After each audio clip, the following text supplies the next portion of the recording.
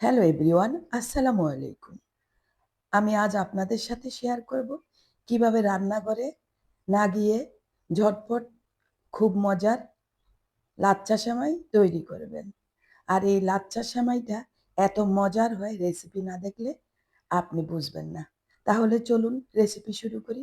প্রথমে আমি একটা এরকম কাচের ডিশ নিয়ে নিলাম। আর এখানে আমি ১ প্যাকেট লাচ্ছা সেমাই একদম ভেজে গোল্ডেন কালার করে নিয়েছি, একদম মুসমুসে করে নিয়েছি।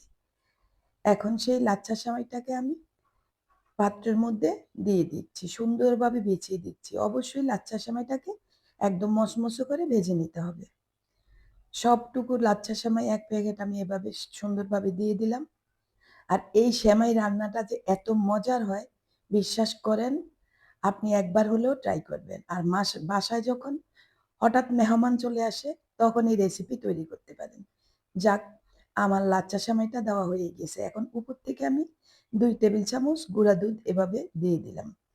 সুন্দরভাবে ২ টেবিল চামচ গুঁড়া দুধ ছড়িয়ে দিতে হবে লাচ্ছা সেমাইয়ের উপরে।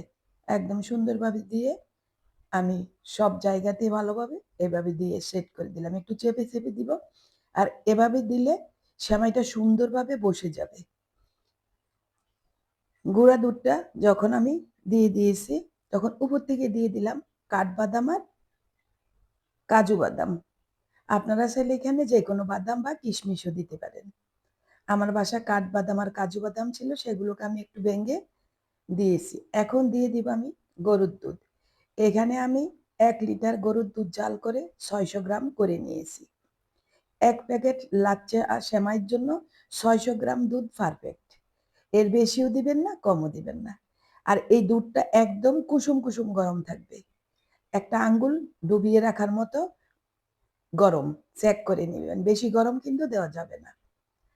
এখন উপর থেকে আমি ৬০০ গ্রাম লিকুইড জাল করা দুধ দিয়ে দিলাম। এখন একটা প্যাচলা দিয়ে এভাবে সুন্দরভাবে চেপে, চেপে সেট করে দিলাম যাতে সবটা সেমাইয়ের সাথে দুধটা মিশে যায়।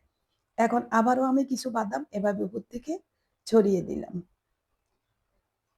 যখন বাসায় মেহমান চলে আসে ঝটপট এই রেসিপি তৈরি করুন।